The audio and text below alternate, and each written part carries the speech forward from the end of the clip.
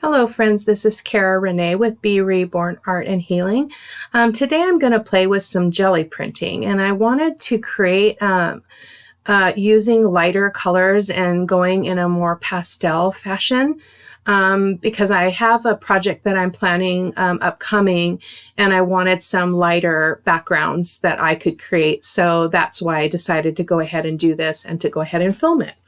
So the acrylic colors that I picked to start off with were much more pastel colors. So I got this like apple green, this buttermilk, a light pink, a light yellow, a light blue.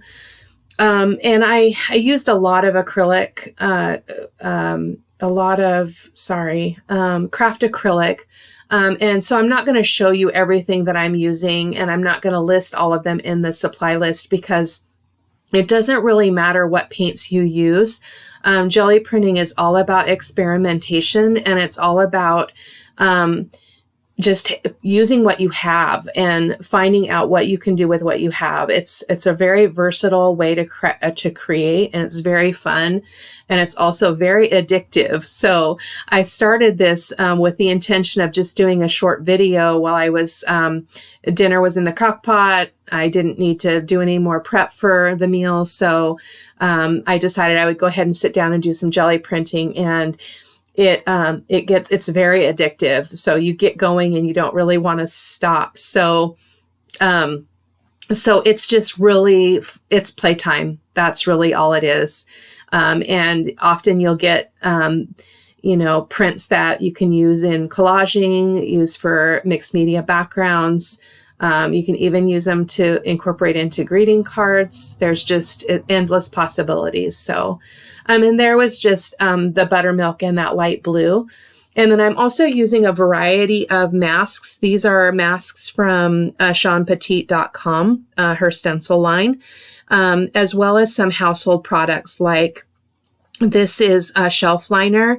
I also have bubble wrap and some other kitchen things like the plastic mats that you put in the bottom of your sink.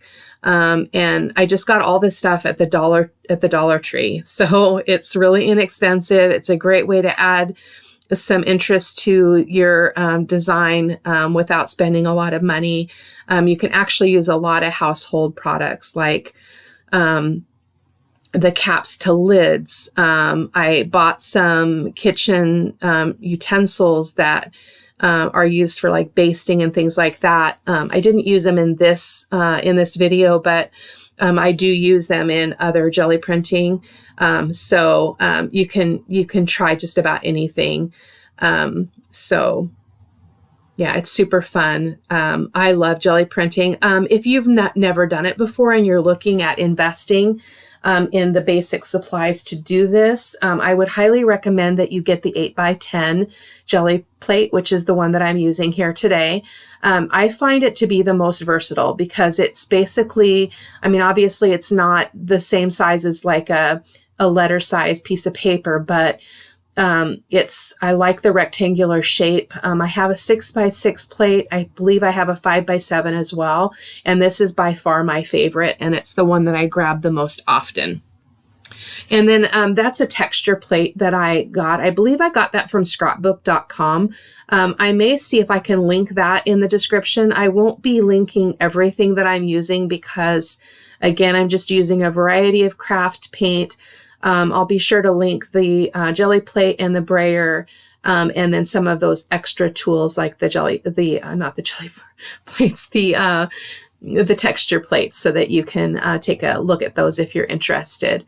And on that note, if I do a lot of creating off camera.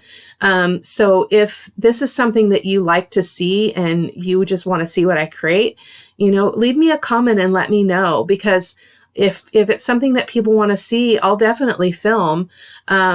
It's not going to be perfect because, oftentimes I just sit down and it's on the fly and I don't really know what I'm going to do or what my end goal is. But if you want to just watch somebody play, so that you can play too, or learn to play, there's a great amount of release involved in this kind of crafting, because it is just play. There's no right or wrong. Sometimes I'll get a print that I don't really like in the end, and I just stick it away. I don't throw it away because I'm sure that at some point I would use it for something, but I don't like everything that I pull here. But I love the subtle colors of those pastels. They're really, really just really mellow and soft, which was what I was going for.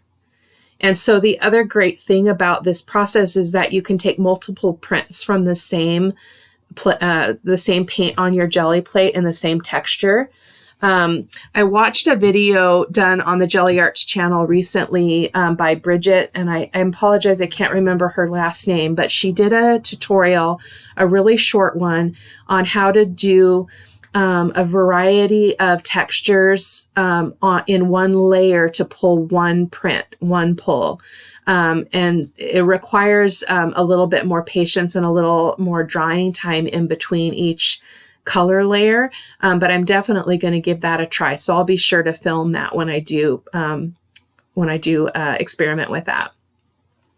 I like the idea of being able to just put it all down and then just taking a print or two just all at once. I didn't care for this color combination. I had gone over and pulled a darker green. It's like an olive green, and then that kind of toppy brown color, and I mixed them on the plate, which in some color schemes it would have been just fine. It just wasn't really what I was after here in this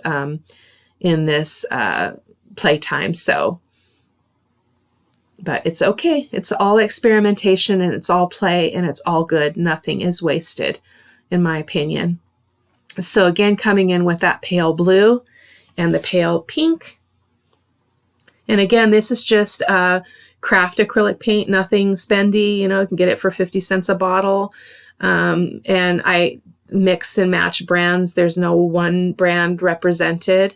I do create Gelli prints using pan pastels also, and golden fluid acrylics. So, and again, if that's something that you'd like to see, leave me a comment, because I'd love to get back on and do some more Gelli printing and share my playtime with you. And hopefully it will inspire you to sit down and get dirty and get messy.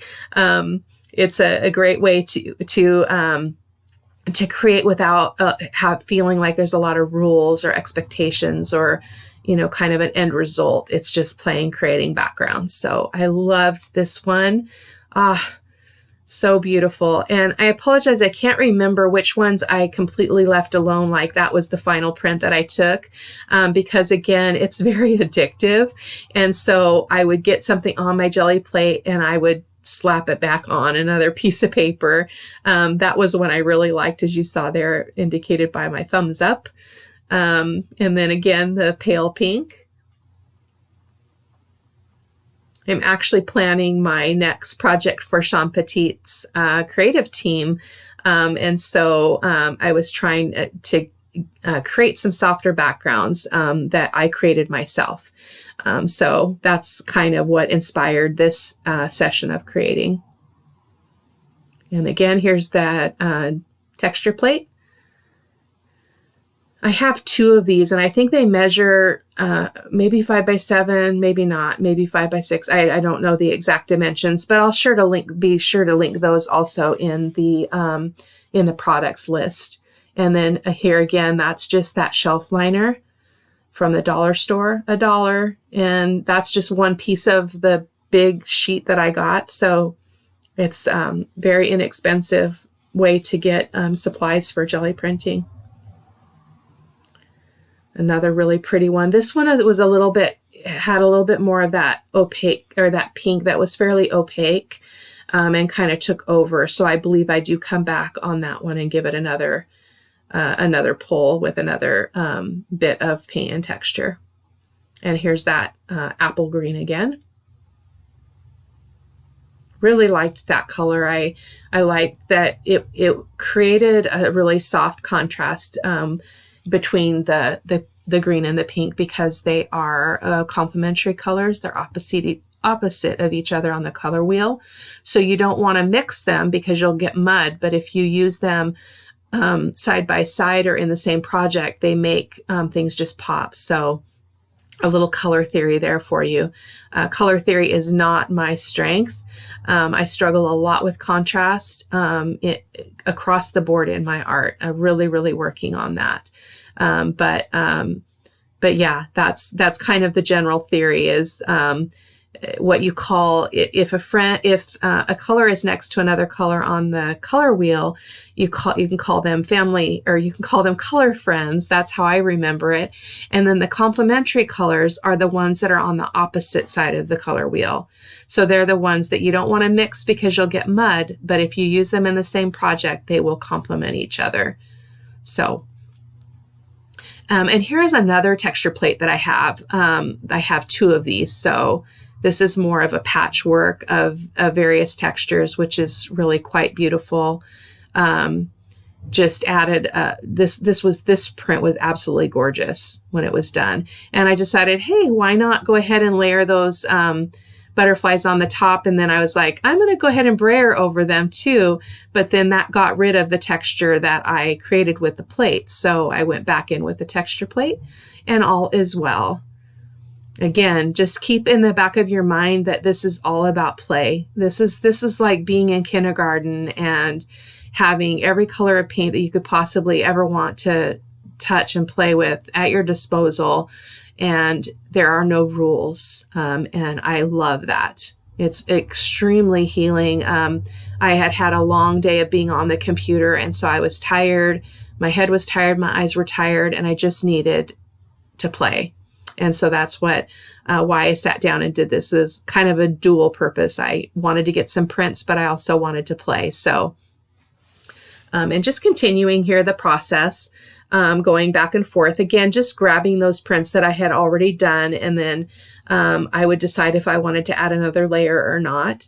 And there will be pictures of every print that I did, every finished page at the end of the video in still pictures. So you'll be able to take a peek at those. I'm definitely not an expert, but I do have a good time.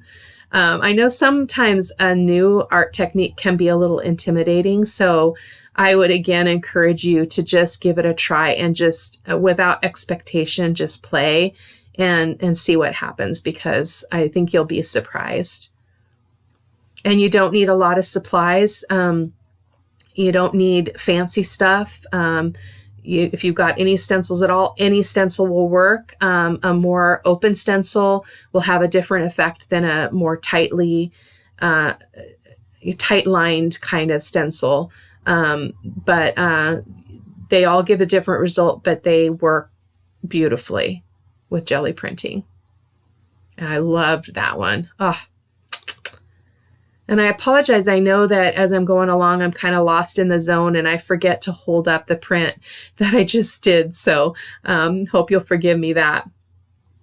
You kind of get in the creative zone, and even though I'm aware that I'm filming, I'm in my own space too. So, and I just loved this print. Oh, beautiful.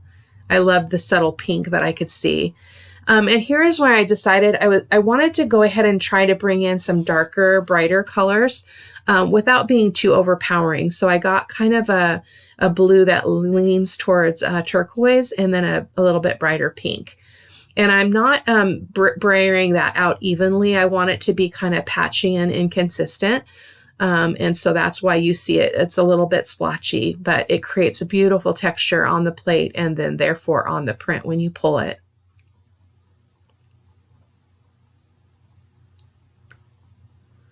I went ahead and grabbed my Sean Petit's Numbers Jumble stencil.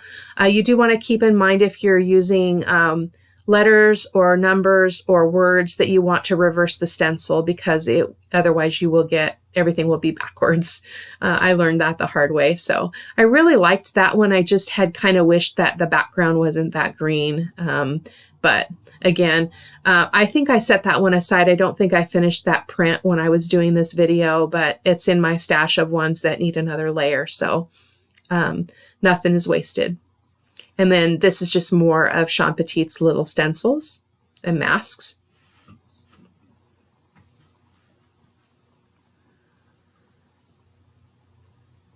And you do want to give it a really good rub without moving that paper, just to kind of make sure that you're able to grab all the paint that's in on the plate there, especially when there's texture created by the stencils and things. And that plate just looks yummy right there. I don't remember what result I got from this pull, so let's see.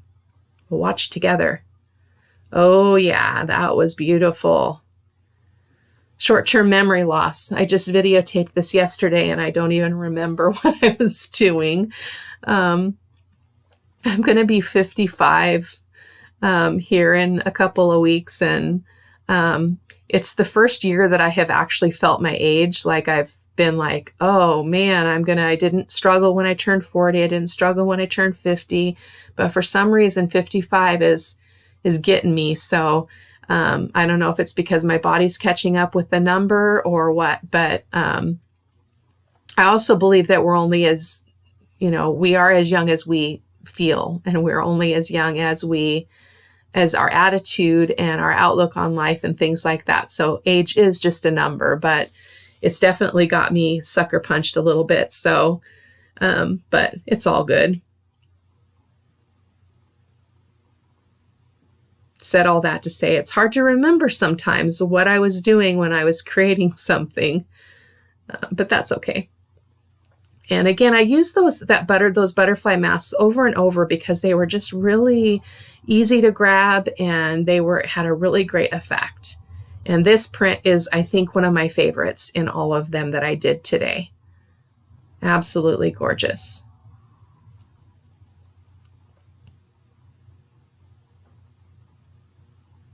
I hope that you enjoyed this video, my friends, and I hope that you'll check back. And if you haven't liked and subscribed to my channel, I sure hope that you will.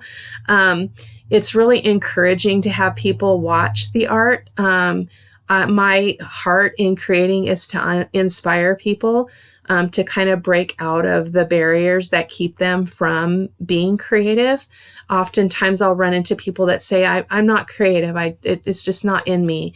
And I can appreciate that sentiment, but at the same time, I have seen many people think that they could not create, and they are blown away when they sit down and they do a class or they do something creative, and they have a result they didn't expect. And so my heart is to inspire people to just play, get your stuff out, sit with a friend, whatever it is. Well, you can't sit with a friend right now, but as this is being taped during COVID-19, stay home, stay healthy order. But you know what I mean. It's great to create together as well. So anyway, like and subscribe, hit that notification bell, and you'll get notified each time I create a video or upload a video. I hope that you are well. I hope that your families are healthy, and that you have not been impacted by this terrible, terrible illness. I know many, many lives have been lost, and that grieves my heart. One person dying from this is too much. And so stay home, stay healthy. Let's get through this. It will end. It will be okay. But I hope that this was just a little bit of a bright spot in your day to be able to just sit down and watch a video, watch me create, hopefully get inspired a little bit. And I'm going to go ahead and just let you finish watching the video. And I'm just going to kind of go silent here and just let you enjoy.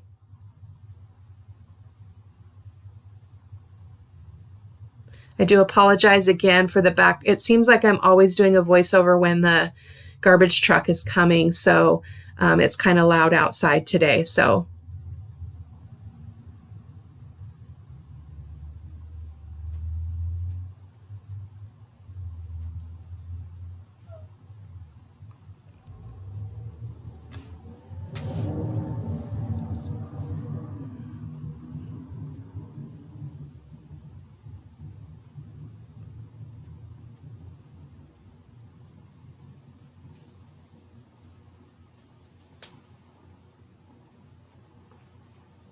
Some more of that brighter pink. Really, really liked that color. It didn't end up being as bold as I feared it would be in my trying to go a little bit lighter. It was actually quite beautiful. And then the lace stencil. This is from Folk Art.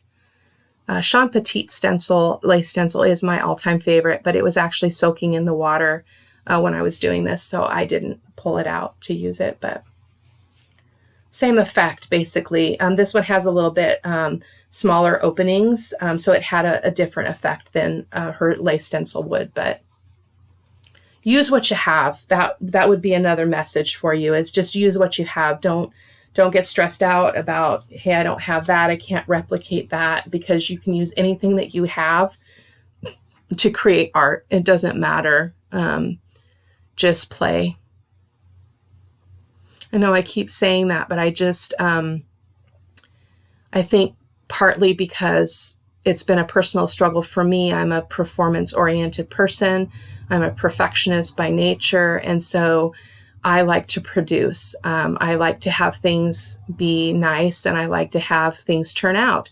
And so it's hard to try things that you're not sure how it's going to go, how it's going to turn out.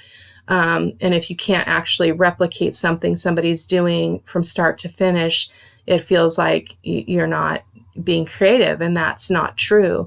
Oftentimes I'll discover something in a mistake, so to speak, that ends up being some of my favorite artwork, because I happened upon it. It was just part of the creative process, and it's a beautiful thing. This was one of my favorite prints that I pulled. I loved the patchwork look of this. And so I pull the first print, and then I do come in with another layer, and I get an even better second print from it. But oh, it's gorgeous.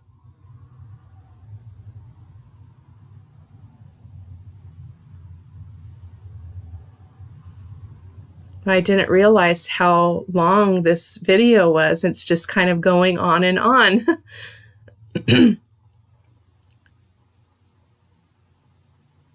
I loved this pale green apple color though. It was really nice.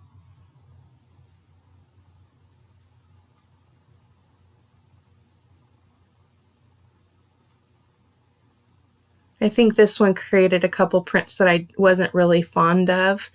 And I did stop my process shortly after this, because I needed to get to having dinner with my husband, but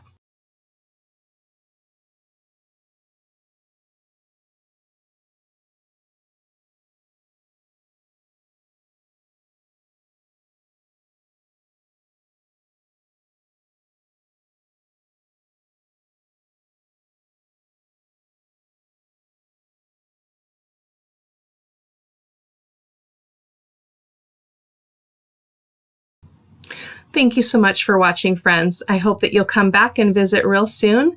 I hope you're having a great day. Blessings. Talk to you later. Bye-bye.